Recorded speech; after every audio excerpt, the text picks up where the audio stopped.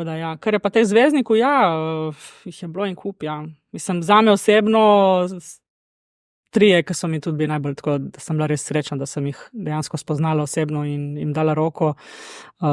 Pač logično Djokovic, kar je tak meni največja ikona športa trenutno, ne samo kot športnik, ampak tudi njegov lifestyle, mindset, pač to je nekaj neverjetno, kako on tu vse zavije in kako on živi in stoji za svojimi načeli, ne samo da pač nekaj reče, pa pol gre malo po svojem, ampak dejansko on je meni pač idol, tako se mi zdi, da on je za to generacijo en pravi športnik, tako po katerem bi se mogli zgledovati vsi.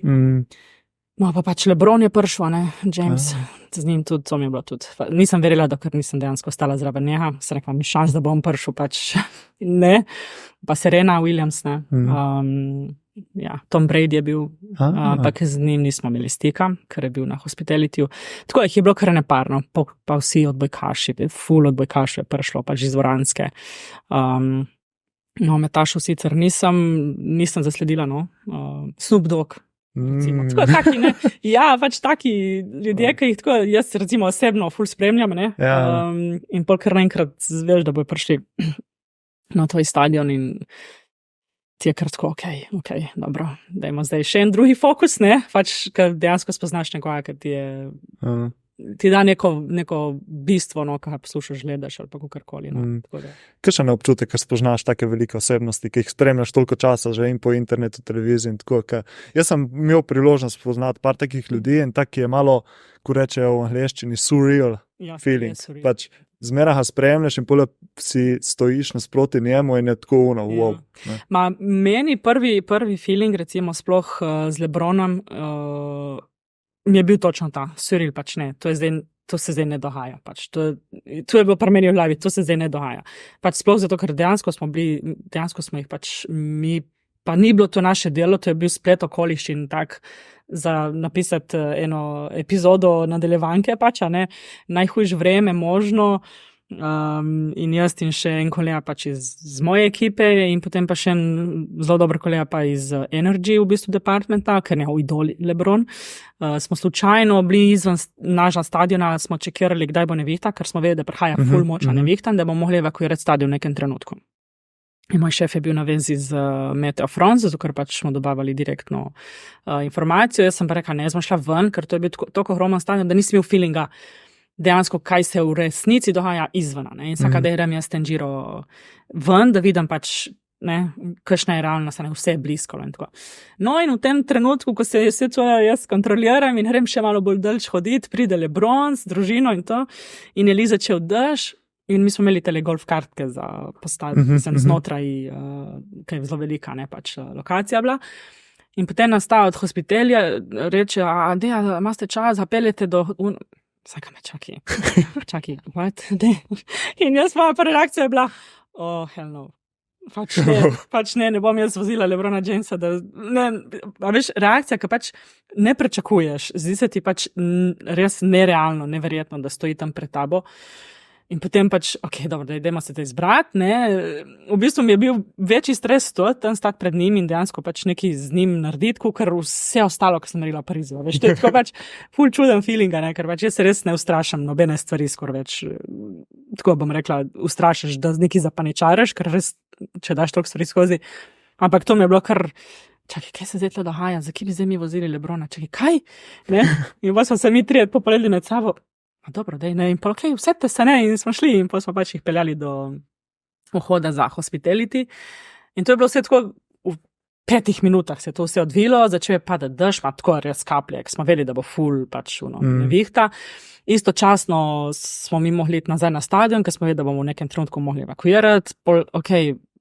Ta varnostnik od LeBrona rekel, tle je preveč ljudi in res, ne, predstavljali si, da prije pač LeBron nekam, to se konča vse, ne, mislim, se vrne fokus, ne, to smo pa mi mogli ful gledati, ne, na stadionu, da se to ni preveč dogajalo, že tako se je dogajalo, ker smo imeli toliko visokih obiskov, ampak ne moreš pa ti popolnoma prosmeriti fokus, ne, ker pol zgubi pač tekmovanje pomen.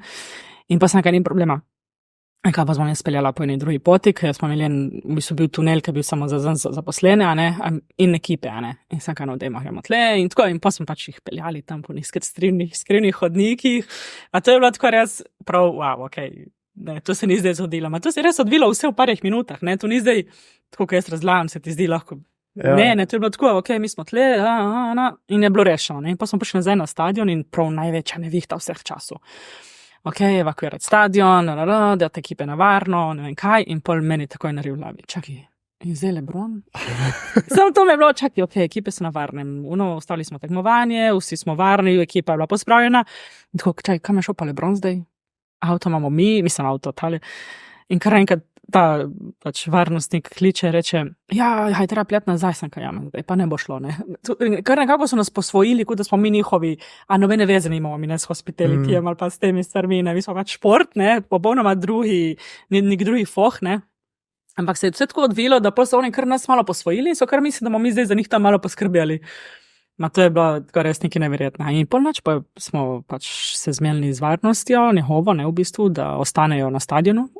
Kljub temu, da smo evakuirali, tudi oni so mogli ven, normalno, zaradi varnosti, in pa je nevihta nehala, on je bil pač na nekem varnem kotičku, da se ne meša z gledalci, ne, da ne rata kakšna panika, ne, logično, ker moraš ti evakuirati ljudi, ne moreš dati LeBrona nekam, da pol se vsi ustavljajo, ne. In pa smo pač povabili, če hoče ostati, ker smo nadaljevali s tekmovanjem, in je pol ostal svojo družino, tako da so bili na hospitali in so bili samo oni, pa mi, pa igralke, prvo je pa zato, ker so igrali Američanke, se pač med sabo poznajo in tako ful dobra izkušnja, spet ena taka nepričakovana in tudi tako, surili pač, ko smo prišli nazaj, smo povedali to zgodbo in vsi tako, dej nehi. Rekla sem, da je neverjetno, ampak ok, dobro, hvala Bogu, smo imeli fotke za dokaz, ker težko sploh verjameš, da se take stvari tebi nekemu navadnemu smrtniku zgodijo, ne.